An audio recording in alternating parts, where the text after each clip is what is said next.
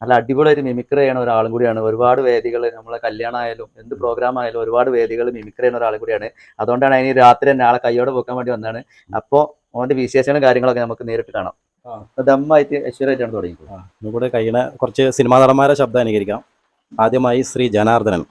ഓ പിടികിട്ട് താ തగ్గപ്പറല്ലടാ പൊടപ്പം എടാ തെണ്ട് എന്നെ പിടിച്ചടിക്കടാ അവനെ പിടിച്ചടിക്കടാ അവന്റെ മുട്ടുകാല് തള്ളി ഓടിക്കടാ.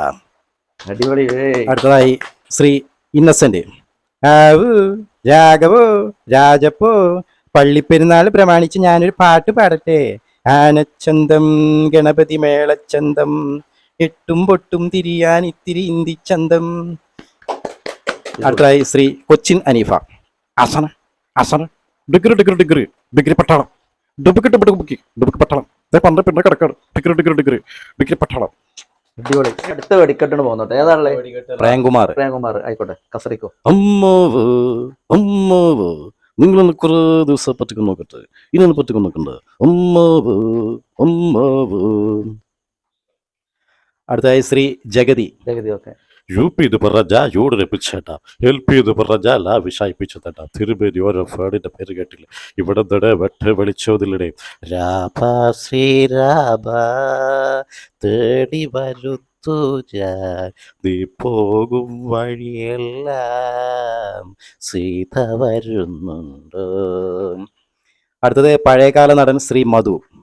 ഊർമീൻ്റെ കഴിമുഖം ഊർമ കാണിലേരി പറ്റി പണ്ട് കാണിലാകഴി ഒരു ചെമ്മീൻ വെച്ച പാരമ്പര്യമുണ്ടേ. മാനസ മൈനേ വരൂ നിന്നരുമ പൂവാടിയിൽ നീ തേടുവതെന്റെ. തിലകന്റെ സൗണ്ട്. ഓക്കെ. എന്താ ഇന്ത്യച്ചൂടന്റെ future plan? That should be serious. കൃഷിക്കാരെ നോക്കാൻ കാര്യസ്ഥ നിർത്തിയാൽ മതി. അതിന് നിന്റെ ജീവൻ വേസ്റ്റ് ചെയ്യണ്ട. മനസ്സിലാവുന്നുണ്ടോ നിനക്ക്? കൊച്ചുപ്രേമൻ. പിന്നെ ആ പട്ടിയെ വീട്ടിലെ ഏർപ്പാട് അത് നന്നായില്ല കേട്ടോ. ഈ വീട്ടിൽ പട്ടിയുണ്ട് സൂക്ഷിക്കുക എന്നെ ബോർഡ് വെക്കുന്ന പോലെ മുണ്ട് പറിക്കുന്ന കൂട്ടിയുണ്ട് സൂക്ഷിക്കുക എന്നെ ബോർഡ് വെച്ചാൽ വളരെ നന്നായിരിക്കും കേട്ടോ. അന്തരിച്ചു പോയ രാഷ്ട്രീയ നേതാവ് ഇ.കെ. നായനാർ. എടാ കരുണാകര, ഓനൊരു കാര്യം ചെയ്യ്. ലോകം അവസാനിക്കരുതും പറഞ്ഞ് ലോകാവസാന കമ്മിറ്റിക്ക് ഒരു ഹർജി കൊടു. ഒരു മൊമാറാണ്ട് ഓനും പിടിച്ചോ. അല്ലാണ്ട് എന്തു പറയാനാ. അടുത്തത് വെള്ളാപ്പള്ളി നടേശൻ. കാച്ചിക്കോ. അതായത് ഒരു ജാതി ഒരു മതം ഒരു ദൈവം എന്നാണ് ഗുരുദേവൻ എന്ന് പറയുന്നത്. ഈ മഞ്ഞ എന്ന് പറയുന്നത് എനിക്ക് ഭയങ്കര ഇഷ്ടമുള്ള കാര്യം.